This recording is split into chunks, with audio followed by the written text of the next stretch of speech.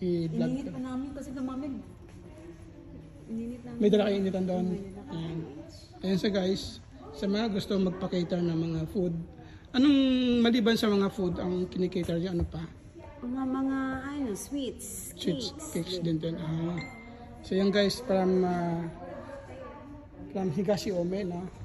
Yan, pakita natin guys yung kanilang mga food. Yan guys. No? Philippine foods talaga guys. Ito yung mga tinatawag na panlasang Pilipino. So, ayan guys, sa mga gustong umorder ng catering, pwede nyo kong i-PM sa mga video ko at ipapasok ko kayo dun sa gumawa nito ng catering. Ayan po sila. Okay lang ba makita mukha nyo? Ayan, so ayan guys. Sila po yung gumagawa ng catering dito sa Higashi Umi. Kaya sa mga gusto magpa-cater ng sa mga birthday, kasalan o o anniversary, willing po sila guys.